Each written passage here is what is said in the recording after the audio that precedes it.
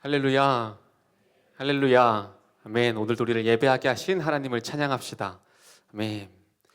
수요 구속사 강의 마태복음 5번째 시간, 실수하지 않으시는 하나님이라는 제목으로 하나님 말씀 전하겠습니다. 미국의 어느 부둣가에서 있었던 일입니다. 어느 날 전기 여객선이 부둣가에 도착하고 사람들이 내리는 과정에서 한 여자가 발을 헛디뎌 물에 빠지고 말았습니다. 물에 빠진 여자는 살려달라고 소리쳤고 사람들은 발을 동동 구르며 배의 선원들을 불렀습니다. 그런데 이 선원들이 여자를 구하기 위해 배에 뛰어들지 않고 가만히 서서 보고만 있는 것입니다. 사람들은 어떻게 이렇게 무책임한 선원들이 있냐면서 선원들을 거세게 비난하기 시작했습니다.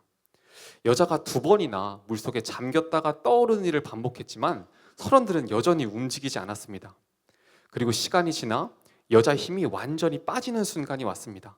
그제서야 여자의 모습을 지켜보고 있던 선원들이 쏜살같이 물속으로 뛰어들어 여자를 구했습니다. 선원들이 여자를 구하긴 했지만 사람들은 왜 처음부터 여자를 구하지 않았냐고 이 선원들을 거세게 비난했습니다. 그러자 한 선원이 가쁜 숨을 몰아쉬며 이렇게 말합니다. 모르는 소리 하지 마세요.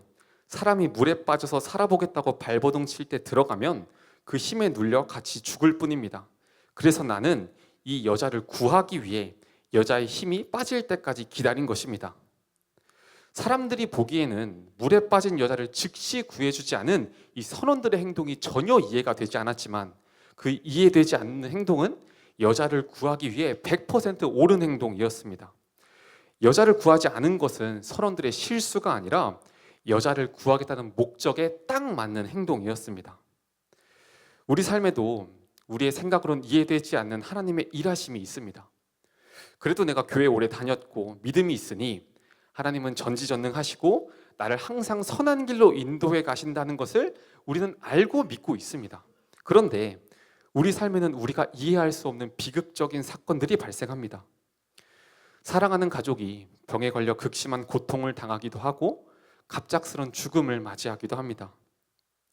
내가 자랑하고 의지해왔던 나의 능력, 환경, 자존심이 완전히 무너져서 나를 두려움으로 몰아내는 그런 상황이 발생하기도 합니다. 그리고 우리는 우리 삶에 일어난 이 비극적인 사건들 앞에서 하나님 앞에 이렇게 말합니다. 이것만큼은 하나님이 실수하셨어. 이 사건만큼은 나에게 일어나서는 안 되는 일이야. 그러면서 하나님의 일하심과 내가 겪은 비극적인 사건을 떼어놓고 생각하려고 합니다. 마치 하나님의 실수를 내가 덮어주는 것입니다. 그런데 여러분의 삶에 일어난 모든 일은 하나님께서 계획하고 행하신 일입니다. 성도님들의 삶에 일어난 기쁜 일, 복받은 일뿐만이 아니라 우리 삶에 일어난 모든 비극적인 일들도 하나님께서 행하신 일입니다. 내 삶에 일어난 고난과 비극의 사건은 하나님의 실수가 아닙니다. 우리 하나님은 절대 실수하지 않으시는 하나님이십니다. 하나님은 나를 위해 신실하게 일하고 계시지만 한 번쯤은 실수하셔서 나에게 어쩔 수 없는 비극을 주시는 분이 아닙니다. 내 삶에 일어난 모든 일은 하나님께서 행하신 일입니다. 그런데 왜 우리가 우리 삶에 일어난 비극을 보면서 이것은 하나님이 내 삶에 행하신 실수다라고 말하냐면 내 삶을 구속사가 아니라 세속사로 해석하기 때문입니다. 하나님께서 나를 위해 일하신 모든 목적은 구원인데 세상 성공을 기준으로 내 삶을 해석하니 하나님이 실수하셨다고 생각하는 것입니다. 우리를 향하신 하나님의 목적은 언제나 우리의 구원입니다. 하나님은 우리를 구원하시기 위해 일하는 분이시고 우리를 구원하시기 위해 자신의 아들까지 내어주신 분입니다. 그래서 우리가 하나님의 일하심 속에서 일관성을 찾아야 하는 곳은 하나님의 구원 역사입니다. 이 구속사로 내 삶을 해석해야 내 삶에 한치의 실수 없이 신실하게 인도하고 계시는 하나님을 볼 수 있는 것입니다. 간절히 바라기는 성도님들의 삶에 이것만큼은 하나님께서 실수하셨어 라고 생각해왔던 고난과 상처가 있으시다면 오늘 말씀을 통해 내 삶에 일어난 모든 일이 나를 구원하시기 위한 하나님의 계획이었다는 것을 믿음으로 고백하게 되시는 성도님들이 되시길 원합니다. 첫 번째 메시지입니다. 실수하지 않으시는 하나님은 나를 한 걸음씩 인도하십니다. 오늘 본문에서부터 우리 예수님의 삶이 본격적으로 시작이 됩니다. 영광스럽게 성령으로 잉태하시고 마국간에서 태어나시고 동방박사들에게 경배를 받으시고 이제 이 땅에서의 삶을 시작하십니다. 그런데 오늘 본문에서 이해가 되지 않는 것은 예수님의 생애가 시작되는 오늘 이 본문이 비극적인 사건들로 가득 차 있다는 것입니다. 그중 첫 번째 사건이 살해 위협을 피해 도망 다니시는 예수님입니다. 본문의 13, 14절 말씀입니다. 우리 세번역 성경으로 함께 읽겠습니다. 박사들이 돌아간 뒤에 주님의 천사가 꿈에 요셉에게 나타나서 말하였다. 헤롯이 아기를 찾아서 죽이려고 하니 일어나서 아기와 그 어머니를 데리고 이집트로 피신하여라. 그리고 내가 너에게 말해 줄 때까지 거기에 있어라. 요셉이 일어나서 밤 사이에 아기와 그 어머니를 데리고 이집트로 피신하여. 아멘. 하나님의 아들이 이 땅에 태어나자마자 살해 위협을 받으시는 이해되지 않는 사건이 발생합니다. 하나님의 아들이 이 땅에 태어나셨으면 호화롭게 살지는 못할지언정 평범하게 평탄한 삶이라도 살아가야 하는데 태어나자마자 헤롯 왕에게 살해 위협을 받고 도망 다니는 신세가 되었습니다. 하나님의 아들이 태어나자마자 죽게 된 것입니다. 그런데 이런 비극적인 상황 속에서도 하나님은 한 걸음씩 신실하게 예수님을 인도하고 계심을 우리가 알 수 있습니다. 오늘 본문을 보면 하나님께서는 동방박사들이 떠나자마자 요셉에게 찾아가 헤롯 왕이 아기 예수님을 죽이려고 하니 이집트로 피신하라고 알려주십니다. 하나님께서 이 비극적인 상황 속에서도 요셉을 인도하고 계신 것입니다. 13절에 주의 사자가 요셉에게 찾아와 이렇게 말합니다. 헤롯이 아기를 찾아서 죽이려고 하니 일어나서 아기와 그 어머니를 데리고 이집트로 피신하여라. 그리고 14절에 요셉이 일어나서 이집트로 피신을 갑니다. 이 13절과 14절에 반복적으로 등장하는 단어는 일어나다라는 단어입니다. 이 단어의 히브리어 원어 에게르세이스는 수동태로 사용된 단어입니다. 즉 요셉이 잠에서 스스로 일어난 것이 아니라 요셉이 이집트로 피해야 하는 것도 하나님이 찾아가셔서 말씀해 주셨고 요셉이 이집트로 가도록 잠에서 깨우신 것도 하나님이십니다. 이 비극적인 상황에서도 하나님은 요셉을 한 걸음씩 신실하게 인도하고 계십니다. 이렇게 하나님께서는 모든 상황 속에서 우리를 신실하게 인도하십니다. 그리고 요셉에게 현몽하셨던 것처럼 우리에게 찾아와 우리를 인도하시는 방법은 하나님 말씀입니다. 우리가 모든 상황 속에서 말씀 큐티를 해야 하는 이유는 하나님께서 말씀으로 나를 인도하시기 때문입니다. 내가 보기에는 전혀 이해가 되지 않는 비극적인 상황일지라도 하나님은 말씀으로 우리를 신실하게 인도해 가십니다. 그런데 오늘 본문에서 우리가 특별히 주목해야 하는 것은 이 하나님의 말씀에 즉시 순종하는 요셉입니다. 요셉은 하나님께서 잠에서 일어나게 하셨을 때 즉시 일어나 아기와 마리아를 데리고 이집트로 피신을 갑니다. 꿈에서 일어나 고민하고 계산하는 것이 아니라 즉시 하나님의 인도하심을 따라 순종하는 것입니다. 이것이 하나님의 인도하심을 받는 사람의 모습입니다. 신앙생활에서 가장 위협이 되는 것은 차차마귀라고 합니다. 순종을 나중으로 미루는 것입니다. 이것은 마귀가 가장 좋아하는 유혹 방법입니다. 마귀가 가장 좋아하는 유혹이라는 뜻은 우리가 그 유혹에 잘 넘어간다는 것입니다. 마귀는 우리에게 순종하지 말라고 이야기하지 않습니다. 나중에 순종하라고 이야기합니다. 마귀는 우리에게 찾아와 예배에 가지 말라고 말하지 않습니다. 예배는 계속 있으니까 오늘은 쉬고 나중에 가라고 말합니다. 마귀는 고3 수험생들에게 절대로 예수님 믿지 마, 교회 가지 마 라고 이야기하지 않습니다. 대학 붙으면 가, 이번 시험만 잘 보고 가 라고 말합니다. 또 마귀는 우리에게 용서하지 말라고 하지 않습니다. 나중에 용서해. 너의 마음이 조금 더 괜찮아지고 그 사람이 조금 더 반성하는 모습을 보이면 그때 용서해 라고 말합니다. 이 차차마귀는 우리가 이렇게 순종을 나중으로 미루도록 유혹하며 하나님의 인도하심을 따르지 못하도록 합니다. C.S. 루이스가 쓴 책 중에 스크루테이프의 편지라는 책이 있습니다.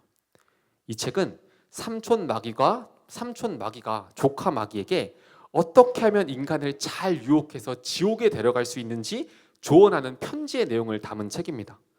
책에는 이런 내용이 있습니다. 골수 무신론자인 남자를 이 마귀가 딱 붙잡고 있었습니다. 그런데 어느 날 예수님께서 이 사람에게 찾아오셔서 구원과 하나님에 대한 생각을 하게 하셨습니다. 그래서 이 무신론자가 진지하게 구원과 하나님에 대해 고민을 해보려고 합니다.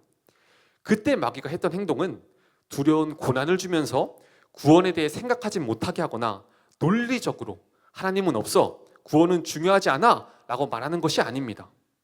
조용히 옆에 찾아와 이렇게 이야기합니다. 맞아, 구원, 하나님에 대해 생각하는 거 중요해. 그런데 일단 점심 먹고 나중에 생각해보자. 그거 정말 중요한 문제야. 그런데 꼭 지금 하지 않아도 괜찮아. 이 문제는 점심을 먹고 난 다음에 생각해보자. 마귀가 이렇게 유혹하자 예수님께서 다시 한 번 더 무신론자에게 찾아가 말씀하십니다. 아니야, 지금 고민해야 돼. 이 고민은 점심 먹는 것보다 훨씬 더 중요한 문제야. 지금 고민해야 돼. 그러자 마귀는 또다시 조용히 옆에 찾아가 이렇게 이야기합니다. 그래, 맞아. 이건 점심 먹는 것보다 훨씬 더 중요한 문제야. 그러니 지금처럼 집중이 안 된 상태로는 고민할 문제가 아니야. 점심을 먹고 낮잠을 좀 잔 뒤에 개운한 정신으로 다시 생각해보자. 이 일은 정말 중요한 문제니까 꼭 지금 하지 않아도 너가 나중에 고민하게 될 거야. 그리고 저 멀리 점심을 먹기 위해 남자가 타고 가야 할 버스를 보여줍니다. 남자는 이 고민을 미루기로 결정하고 뛰어가 버스를 탑니다. 결국 이 남자는 예수님께서 찾아오신 일생일대의 기회를 놓치고 지옥에 가게 됩니다. 사단은 우리에게 논리적으로 하나님의 인도를 따르지 말라고 설득하지 않습니다. 따르긴 따르는데 나중에 따르라고 이야기합니다. 오늘 본문의 요셉이 아기 예수님을 살릴 수 있었던 이유는 하나님의 인도하심에 즉시 순종했기 때문입니다. 한 걸음씩 인도하시는 하나님의 말씀에 즉시 순종했기 때문에 아기 예수님께서 죽음의 위협으로부터 벗어나실 수 있었습니다. 즉시 순종하는 사람만이 하나님의 인도하심을 받을 수 있습니다. 적용 질문입니다. 비극적인 상황과 고난 속에서도 하나님의 인도하심을 받기 위해 말씀을 묵상하고 있습니까? 한 걸음씩 인도하시는 하나님의 말씀에 즉시 순종하고 있습니까? 두 번째 메시지입니다. 실수하지 않으시는 하나님은 생로병사를 통해 인도하십니다. 오늘 본문에 나타난 두 번째 비극적인 사건은 영아 학살 사건입니다. 우리 본문의 16절 말씀을 세번역 성경으로 함께 읽겠습니다. 헤롯은 박사들에게 속은 것을 알고 몹시 노하였다. 그는 사람을 보내어 그 박사들에게 알아본 때를 기준으로 베들레헴과 그 가까운 지역에 사는 2살짜리로부터 그 아래 사내 아리를 모조리 죽였다. 헤롯의 명령으로 영아 학살 사건이 시작됩니다. 헤롯은 베들레헴과 그 가까운 온 지역에 있는 2살 아래 모든 남자 아기를 죽이라고 명령합니다. 헤롯은 악인입니다. 그리고 여기서 악인의 한 가지 특징을 우리가 찾아볼 수 있습니다. 본문을 보면 헤롯이 노하여 아기들을 죽이라 라고 명령한 이유는 자신이 동방박사들에게 속았다고 생각했기 때문입니다. 이 속았다라는 단어의 원어적 의미를 보면 능욕을 당했다라는 의미를 가지고 있습니다. 자신이 속은 정도가 아니라 동방박사에게 능욕을 당했다고 생각하니까 화가 머리끝까지 나서 베들레헴의 아기들을 죽이라고 명령한 것입니다. 그런데 우리가 여기서 알 수 있는 한 가지 사건은, 지금 이 사건은 헤롯이 그렇게 영아 학살 사건이라는 비극적이 일어난 이유는 헤롯이 동방박사들에게 능욕을 먼저 받은 것이 아니라 동방박사들을 헤롯이 먼저 능욕했습니다. 헤롯이 동방박사들에게 이렇게 이야기했습니다. 내가 베들레헴에서 태어날 아기에게 경배할 테니 아기를 찾으면 나에게 구하라. 그러나 사실 헤롯의 목적은 이 아기 예수를 찾아 죽이는 것이었습니다. 자신이 먼저 동방박사들을 능욕해놓고 자신만 피해자라고 생각하며 분노한 것입니다. 이렇게 악인의 특징은 모든 상황 속에서 자신의 죄를 보지 못하고 남 탓만 하는 것입니다. 그렇게 영아 학살 사건이라는 비극적인 사건이 시작됩니다. 우리는 이 영아 학살과 같은 비극적인 사건을 보면 하나님이 계시는데 어떻게 이런 일이 일어나는가 질문합니다. 우리 사회에도 많은 비극적인 사건들이 있습니다. 나라와 나라 간의 전쟁 속에서 사람들이 고통을 받기도 하고, 뉴스를 보면 무고한 사람들이 죽어가는 많은 사건들을 보게 됩니다. 작년 10월에 음주운전 차량으로 인해 일가족 7명이 그 자리에서 사망하는 비극적인 사건이 있었습니다. 우리는 이런 비극적인 사건들을 보면 하나님이 계시는데 어떻게 이런 일이 일어나는가 질문하곤 합니다. 하지만 이런 비극적인 사건들은 인간의 악에서부터 시작된 사건임을 우리가 알아야 합니다. 사람들은 전쟁이라는 비극 속에서 하나님이 계시는데 왜 전쟁이 일어나는가? 라고 질문하지만 전쟁은 남의 것을 빼앗으려는 인간의 이기심에서부터 시작된 비극입니다. 지금 사회는 술을 마시도록 권유하고 유명한 연예인들을 이용해 술을 마시는 것이 마치 행복한 일인 것처럼 광고하며 방탕한 사회를 조장하고 있습니다. 그러면서 음주운전 사망이라는 비극적인 상황이 발생하면 방탕한 사회를 만든 인간의 죄를 보는 것이 아니라 하나님께 책임을 돌리려고 합니다. 정말 수치스러운 일이지만 저도 제 악함으로 일어난 사건을 하나님 탓으로 돌렸던 경험이 있습니다. 제가 군대에 있었을 때 비트코인을 했습니다. 가상화폐 투자입니다. 사실 투자가 아니라 도박처럼 일하지 않고 돈을 좀 벌어보고자 했던 제 악함에서 시작된 투기였습니다. 선임 한 명이 며칠을 저에게 찾아와서 이 비트코인 한번 해보라고, 안 하면 바보라고 그렇게 찾아오길래 싫은 척하면서 비트코인을 시작했습니다. 이것이 도박과 같은 일이고 제 안에 돈을 탐하는 죄가 있다는 사실을 알았지만 작은 돈으로 하는 건데 선임이 시키는 거니까 강제로 하는 거지, 라는 타협으로 시작했습니다. 처음에는 없는 돈이라고 생각하며 30만 원 정도로 시작했습니다. 당연히 시작하자마자 돈을 잃기 시작했고 선임은 이런 상황에서는 돈을 더 넣으면 복구되는 거라고 저를 꼬셨고 저도 잃은 돈을 좀 찾고 싶고 돈을 탐하는 마음에 돈을 조금씩 더 넣기 시작했습니다. 결국 100만 원 정도 되는 돈을 넣었습니다. 당연히 돈은 점점 잃어갔고 100만 원이 5만 원이 되는 것은 한순간이었습니다. 이 비트코인 투기는 제 악함에서부터 시작된 일입니다. 일하지 않고 돈을 벌고 싶었고 돈을 우상 삼는 죄에서부터 시작된 일입니다. 그런데 제가 그 돈을 다 잃게 되니까 누구에게 책임을 돌렸을까요? 하나님께 돌렸습니다. 돈을 우상 삼는 죄로 시작해놓고 돈을 잃으니까 하나님을 탓하는 어처구니 없는 일을 했습니다. 투자했던 종목이 떨어질 때마다 하나님을 원망하는 것입니다. 하나님, 어떻게 저에게 이런 일이 일어났습니까? 왜 제가 산 종목만 떨어집니까? 하나님, 어떻게 나에게 이러실 수 있습니까? 돈을 삼는 악한 마음으로 내가 시작해놓고 일이 잘못되니 하나님께 그 책임을 돌렸습니다. 자기 마음대로 불신 결혼해놓고 교회 가는 것에 핍박을 받으면 왜 이런 고난이 나에게 찾아왔냐고 하나님을 원망합니다. 하나님이 아니라 세상의 기준으로 직장을 선택해놓고 왜 직장 상사가 나를 괴롭히냐며 하나님을 탓합니다. 이것은 하나님을 탓할 것이 아니라 인간의 악함에서부터 시작된 사건임을 우리가 인정해야 합니다. 그러나 실수하지 않은 하나님께서는 이렇게 악한 인간의 동기로부터 시작된 일조차 하나님의 말씀이 성취되는 도구로 사용하십니다. 오늘 본문에 나타난 이 영아 학살 사건은 하나님께서 계획하신 말씀의 성취라고 오늘 본문에 기록하고 있습니다. 오늘 본문에 나타난 영아 학살 사건은 세속사로 본다면 이해되지 않는 그저 비극적인 사건일 뿐입니다. 아기의 죽음을 겪은 부모들은 슬픔에 빠졌을 것입니다. 우리 인간이 가장 비극이라고 생각하는 대부분의 사건은 우리가 병들고 죽는 생로병사에 관한 일입니다. 병들고 죽는 사건 앞에 우리는 슬퍼합니다. 그러나 우리가 이 생로병사의 사건을 세속사가 아니라 구속사로 해석할 때 이 생로병사의 사건이 비극이 아니라 축복의 사건으로 바뀌게 됩니다. 지금 이 영아 학살 사건을 통해 하나님은 가장 선한 것을 준비하고 계십니다. 지금 부모들은 아기를 잃은 슬픔 가운데 있지만 구원자 예수님께서 이 땅에 오시는 구원 사건이 이루어지고 있습니다. 하나님께서는 이 땅에서 건강하고 오래 사는 잠깐의 기쁨이 아니라 구원이라는 영원한 가치로 이들을 위로해 주실 것입니다. 세속사로 해석하면 도저히 이해되지 않는 이 생로병사의 비극적인 사건을 우리가 구속사로 해석하게 되면 우리 인생의 최고의 가치를 구원에 둔다면 사람이 병들고 죽는 사건조차 축복의 사건이 되는 것입니다. 세상에서 가장 비극적이라고 생각했던 사람이 병들고 죽는 이 죽음의 문제조차 구원 앞에서는 축복의 사건이 되는 것입니다. 내가 구원을 받을 수 있다면, 우리 가족이 구원만 받을 수 있다면 병들고 죽는 것조차 하나님께서 나에게 허락하신 가장 큰 축복임을 고백하는 성도님들 되시기 바랍니다. 우리가 천국에만 갈 수 있다면 지옥에서 영벌을 받아야 하는 우리가 그 영원한 하나님 나라에서 하나님과 함께하는 복을 누릴 수 있다면 병들고 죽는 생로병사의 사건도 축복의 사건이 되는 것입니다.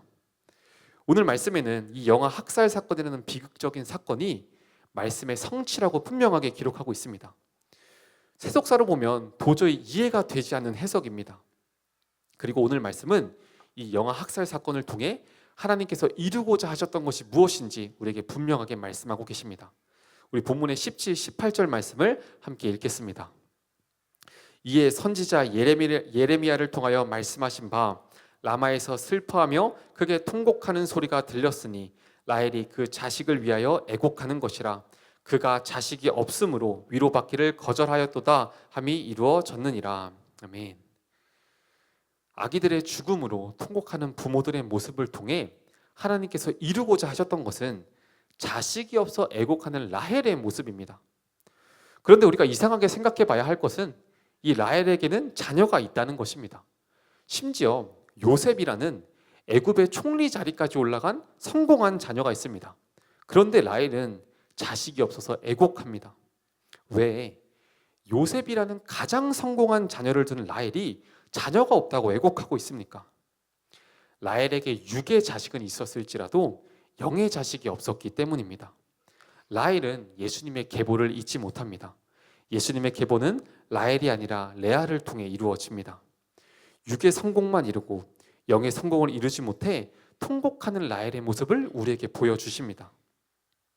이 영아학살 사건을 통해 하나님께서는 이 땅의 생로병사보다 더 중요한 것은 우리의 구원 문제임을 말씀하십니다. 우리가 가장 비극이라고 생각하는 생로병사의 사건도 하나님께서 정하신 일입니다. 그리고 그 사건을 통해 나의 구원이 이루어진다면 내가 병들고 죽는 사건일지라도 우리가 기뻐할 수 있는 것입니다. 내 삶의 고난과 어려움이 하나님께서 나를 구원으로 인도하시는 사건이라면 그것은 우리에게 가장 복된 일입니다. 제가 초등학생 때 친구들로부터 왕따를 당하는 사건을 겪었습니다. 초등학교를 마치고 중학교로 올라가는 그 시기에 친구들로부터 왕따를 당하게 되었습니다. 제가 초등학교 때는 학교에서 인기가 많았습니다. 그래서 항상 자신감을 가지고 친구들과 원만한 관계를 맺어왔는데 중학교에 와서는 이 왕따 사건을 겪으면서 사람에 대한 의심과 위축되는 마음으로 친구들과 관계를 잘 맺지 못했습니다. 그래서 중학교 시절에 이 왕따 사건 때문에 친구들과 친하게 지내지 못한다는 원망의 마음이 하나님께 있었습니다. 도대체 왜 나에게 이런 고난을 주시냐고, 왜 나에게 이 고난을 주셔서 나를 힘들게 하시냐고 하나님을 원망했습니다. 이것이 제 삶에서 이것만큼은 하나님이 실수하셨어 라고 말했던 사건입니다. 그러나 제 안에 분명히 해석된 것은 이 사건은 하나님의 실수가 아니라 죄인인 저를 구원하시기 위한 하나님의 구원 역사라는 사실입니다. 사실 저를 왕따시켰던 초등학생 때 가장 친했던 친구들은 요즘 말하는 일진, 불량 학생들이었습니다. 그래서 친구들은 중학교에 가서부터 술, 담배를 하기 시작했고 음란한 문화를 즐기고 범죄를 저지르기도 했습니다. 지금도 온몸에 문신을 하고 그런 삶을 살아가고 있습니다. 제가 만약 초등학생 때 왕따 사건을 겪지 않고 중학교에 가서도 그 친구들과 친하게 지냈다면 저는 성격이 소심하고 우유부단해서 친구들을 따라 술, 담배를 했을 것이고 그랬다면 아마 이 자리가 아니라 그 친구들처럼 나를 사랑하시는 하나님을 전혀 깨닫지 못하는 삶을 살았을 것입니다.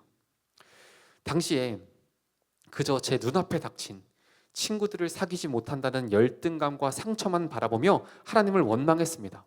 왜냐하면 세속사로 제 인생을 해석했을 때 정말 하나님이 계시다면 제 인생은 평탄하고 성공한 삶이 되어야만 한다고 생각했기 때문입니다. 그러나 부족하지만 내 인생의 최고의 가치는 구원이라는 하나님의 구속사의 말씀을 듣고 있는 지금 제가 분명히 고백할 수 있는 것은 왕따를 당했던 이 이해할 수 없던 사건이 하나님의 실수가 아니라 나에게 구원이라는 최고의 선물을 주시기 위한 하나님의 계획이라는 것입니다. 적용 질문입니다. 고난 속에서 나의 죄를 보지 못하고 하나님 탓, 남 탓만 하고 있지는 않습니까? 이것만큼은 실수하셨어 라고 말하고 싶은 사건을 구속사의 말씀으로 해석하고 있습니까? 세 번째 메시지입니다. 실수하지 않으시는 하나님은 나를 낮은 자리로 인도하십니다. 오늘 본문에 나타난 세 번째 비극적인 사건은 나사렛으로 가시는 예수님입니다. 드디어 예수님을 죽이려고 했던 헤롯 왕이 죽습니다.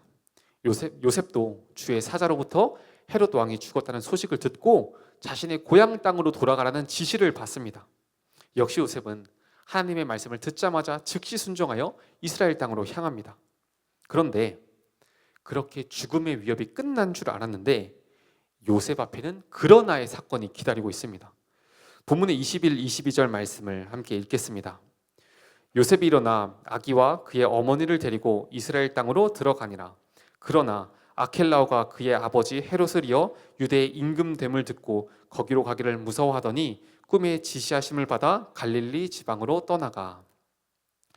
영아학살의 위협을 피해 이집트에 숨어 있다가 드디어 이스라엘 땅으로 들어갔는데 또다시 들려오는 소식은 헤롯 왕의 아들 아켈라오가 그 뒤를 이어 왕이 되었다는 소식입니다. 이 아켈라오는 그의 아버지 헤롯과 마찬가지로 성격이 포악하고 잔인한 왕이었습니다. 하나님께서 말씀하셔서 이집트에서 기다렸고 하나님께서 말씀하셔서 이스라엘 땅으로 들어왔는데 여전히 아켈라오라는 죽음의 위협이 남아있는 것입니다. 이것이 삶 속에서 우리가 계속해서 마주하게 되는 그러나의 사건입니다.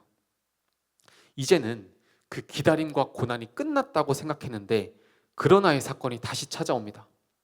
힘들게 시부모님 병수발 들다가 돌아가시니까 남편의 외도가 시작됩니다. 남편의 외도가 시작되니 또 잦아드니 자녀가 가출을 하기 시작합니다. 질병의 문제가 해결된 줄 알았는데 이제는 재정의 문제가 찾아옵니다. 관계의 고난이 끝난 줄 알았는데 이제는 다른 사람이 나를 힘들게 합니다. 그러나의 사건은 계속해서 우리의 삶에 찾아옵니다. 이렇게 기다림과 고난이 끝난 줄 알았는데 다시 고난이 찾아오는 것은 하나님의 실수가 아니라 아직 나에게 구원을 위한 훈련이 필요하기 때문임을 우리가 알아야 합니다. 지금까지 요셉은 두려움을 이겨내는 많은 사건을 겪었습니다. 자신의 약혼녀가 성령으로 잉태되는 두려운 사건을 겪었고 헤롯 왕이 아기를 죽이려고 하는 두려움의 사건을 겪었습니다. 그리고 하나님께서는 이 두려움 속에서 요셉을 계속해서 인도하시고 보호하셨습니다. 그런데 오늘 본문을 보면 여전히 상황을 두려워하는 요셉의 모습을 보게 됩니다. 주의 사자를 통해 이스라엘 땅으로 들어가라 라는 명령을 받았는데 헤롯의 아들 아켈라오가 왕이 되었다는 소식을 듣고 또 두려워하는 것입니다. 여전히 세상을 두려워하는 요셉은 계속해서 훈련을 받아야 하는 것입니다. 우리에게 고난이 반복되는 이유는 여전히 구원을 위해 훈련받아야 할 것이 우리에게 남아있기 때문입니다. 구원에 방해가 되는 여전히 내 안에 있는 죄악이 제거되어야 하기 때문입니다. 하나님은 실수하지 않으십니다. 실수로 잔인한 헤롯 왕을 이어 다시 포악한 아켈라오가 왕이 되게 하신 것이 아닙니다. 여전히 세상을 두려워하는 요셉을 훈련시키기 위해서입니다. 다시 나에게 찾아온 그러나의 고난은 하나님의 실수가 아니라 여전히 남아있는 나의 죄악을 진멸시키려는 하나님의 구원 역사입니다. 과거에 북해산 청어가 많이 잡혀서 영국 사람들의 청어에 대한 관심이 높아졌을 때가 있었습니다. 그래서 늘 어부들의 관심사는 어떻게 하면 이 청어를 영국 런던까지 싱싱하게 운반할 수 있는가 였습니다. 왜냐하면 이 청어를 아무리 열심히 잘 운반하려고 해도 늘 런던에 도착할 때면 절반 이상의 청어가 죽어 있었기 때문입니다. 그런데 어느 날부터 한 어부가 모든 청어를 싱싱한 채로 가져오기 시작했습니다. 동료들이 이 어부에게 그 방법을 물어봤습니다.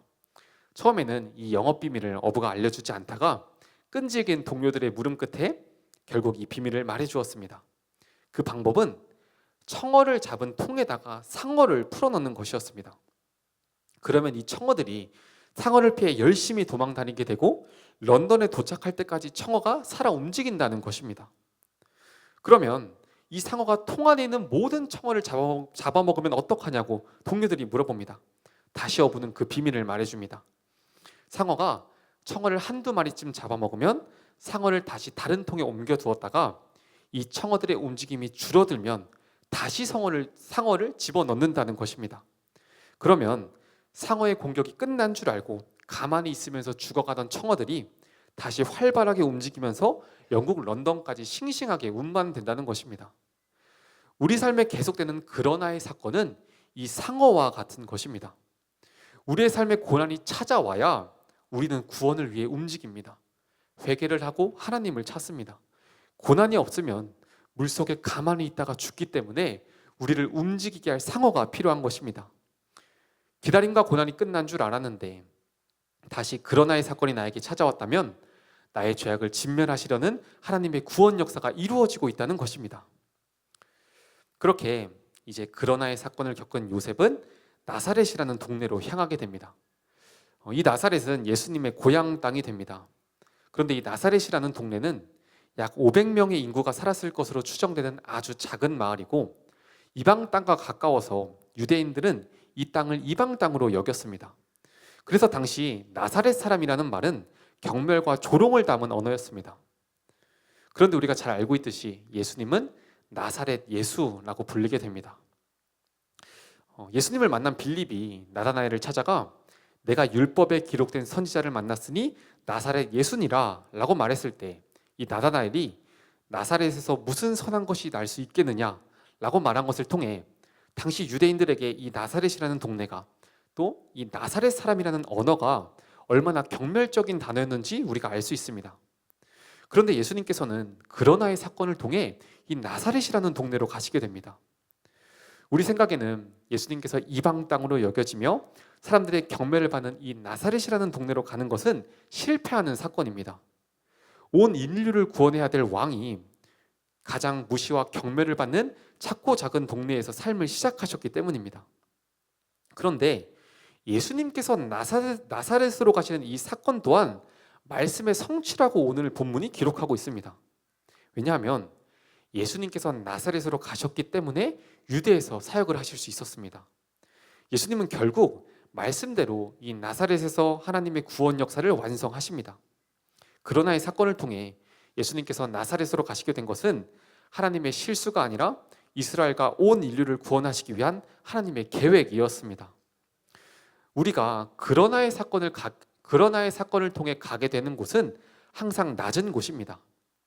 내가 무시를 받고 힘들고 경멸을 당해야 하는 곳입니다. 그러나 성도님들, 이 그러나의 사건을 통해 나사렛으로 가게 되는 것을 두려워하지 마시기 바랍니다.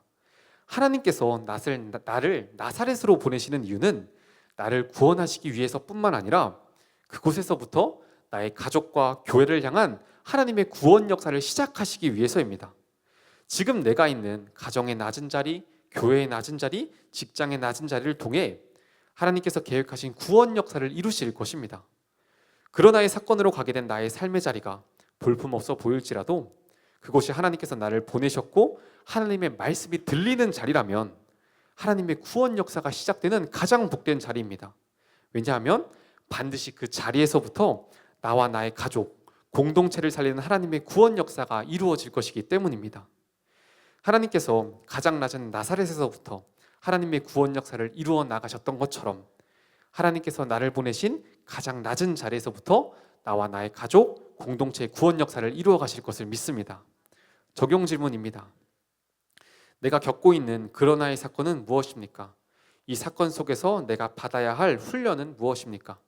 지금 내 삶의 자리가 하나님의 구속사가 시작되는 축복의 자리임을 믿습니까? 말씀을 마칩니다.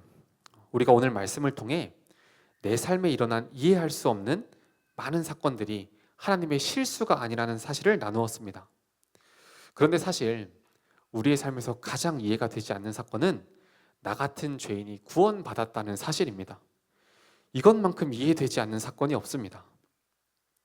제가 모태신앙으로 이 교회에서 자라면서 사람들 앞에서 거룩하고 성실한 척하며 살아왔지만 하나님 앞에서의 제 모습은 도저히 구원받을 수 없는 가장 큰 죄인의 모습입니다. 교회 다니면서 하나님에 대해 배우고 만나고 십자가 사랑을 경험했지만 여전히 죄를 사랑하며 수없이 예수님을 부인하는 것이 제 실상입니다. 제 마음은 음란, 교만, 인정 중독의 죄로 가득 차 있습니다. 이 육신의 정욕을 쫓으며 예수님을 수없이 십자가에 못 박는 죄인입니다. 그러나 하나님께서는 이런 저를 버리지 않으시고 하나님의 종으로 불러주셨습니다. 도저히 이해가 되지 않습니다. 그렇게 하나님의 은혜로 신학 공부를 시작하고 사역은 시작했는데 사실 계속 마주하게 되는 것은 제 연약함과 죄입니다. 사역을 한다고 하면서도 하나님을 사랑하지 않고 영혼도 사랑하지 않고 여전히 자기 사랑에만 빠져있는 제 모습을 보면 하나님께서 정말 나를 부르신 것이 맞을까? 이런 나를 하나님께서 부르신 것은 내 죄와 연약함을 모르시는 하나님의 실수가 아닐까 생각하게 됩니다. 그렇게 처절하게 제 연약함과 실패를 마주하며 사역을 하고 있을 때 이해할 수 없는 하나님의 은혜가 경험되었던 적이 있습니다. 지난 수요 예배 설교 때 제가 마지막 간증을 하는데 막 눈물이 났습니다. 왜냐하면 그 간증을 읽는데 하나님께서 제 마음 가운데 이것이 내가 너를 통해 선포하고 싶었던 말씀이다 라는 분명한 마음을 주셨기 때문입니다. 그런데 저는 이해가 되지 않았습니다. 왜냐하면 그 간증문을 작성하면서도 또 그렇게 수없이 읽고 목사님들과 전도사님 앞에서 이 설교를 여러 번 했을 때에도 그 간증을 읽었을 때 한 번도 마음에 감동이 되거나 눈물을 흘렸던 적이 없었기 때문입니다. 그래서 그때 울면서 설교 원고를 읽어 나가면서도 도대체 왜 나를 통해 말씀하셨다는 이 은혜를 주시는지 이해가 되지 않았습니다. 그래서 제가 설교가 끝나자마자 기도실로 뛰어 올라가서 하나님께 물었습니다. 하나님, 내 모습 다 아시지 않냐고. 나는 이 설교를 준비하면서조차 하나님 앞에서 말씀을 전하는 것보다 설교를 잘해서 사람들에게 인정받고 싶었던 마음만 있었던 사람인데 혼자 있을 때는 하나님을 그렇게 무시하면서 사람들 앞에서 설교해야 되니까 하나님의 은혜가 필요하니까 그제서야 하나님을 찾는 사람인데 왜 나를 통해 말씀하셨다는 은혜를 주시냐고 하나님께 물었습니다. 그때 주셨던 하나님의 마음은 너가 자격이 있어서 나의 말씀을 선포한 것이 아니다 말씀하셨습니다. 저는 절대 그런 은혜 있는 간증을 할 만한 사람이 아닙니다. 그럼에도 그때 제 입술을 통해 하나님께서 말씀을 선포하셨던 이유는 제게 자격이 있어서가 아니라 하나님께서 저를 하나님의 종으로 부르셨고 설교를 듣는 성도님들은 나의 사랑하는 자녀이기 때문이라고 말씀하셨습니다. 그리고 저를 사역자로 부르셨을 때 주셨던 약속의 말씀을 기억나게 하셨습니다. 내가 달려갈 길과 주 예수께 받은 사명 곧 하나님의 은혜의 복음을 증언하는 일을 마치려 하면은 나의 생명조차 조금도 귀한 것으로 여기지 아니하노라. 지금 제 모습을 보면 하나님께서 실수하신 것 같습니다. 저는 여전히 복음을 증언하는 일보다 내 생명을 아까워하고 죄를 사랑하며 사역자라고는 도저히 불릴 수 없는 모습이기 때문입니다. 그러나 제가 오늘도 감히 이 거룩한 강단에서 살아계신 하나님의 말씀을 선포할 수 있는 이유는 제게 자격이 있어서가 아니라 하나님께서 오늘도 제게 주신 이 약속의 말씀을 이루고 계시기 때문입니다. 하나님께서 반드시 고난을 통해 저를 훈련시키셔서 이 약속의 말씀대로 하나님의 은혜의 복음을 전하는 일에 나의 생명조차 조금도 귀한 것으로 여기지 않는 하나님의 종으로 만들어 가실 것을 믿기 때문입니다. 사랑하는 성도님들, 지금 나의 상황과 환경을 보면서 이것만큼은 하나님께서 실수하셨어 라고 말했던 상처와 고난이 있으십니까? 혹은 반복된 나의 죄, 여전히 가지고 있는 나의 연약함을 보면서 나를 부르신 것은 하나님의 실수일 거야 라고 생각하며 무너져 있으십니까? 두려워하지 마시고 지금까지 단 한 번도 실수하지 않으시고 나를 향한 구원 역사를 신실하게 이루어가신 하나님께 믿음으로 나아오시기 바랍니다. 오늘도 나를 구원하시기 위해 일하고 계시고 오늘 나를 만나시기 위해 자신의 아들까지 내어주신 하나님의 은혜 앞으로 나아오시기 바랍니다. 나를 부르신 하나님은 실수가 없으십니다. 오늘 이 밤 나의 구원을 위해 절대 실수하지 않으시는 하나님의 구원 역사 안으로 들어가시는 성도님들 되시기 바랍니다. 나의 모습에서 자격을 찾지 마시고 오늘도 자격이 없는 나를 오직 은혜로 부르시는 이 이해할 수 없는 사건 앞으로 들어가시는 성도님들 되시기 바랍니다. 찬양하고 기도하겠습니다.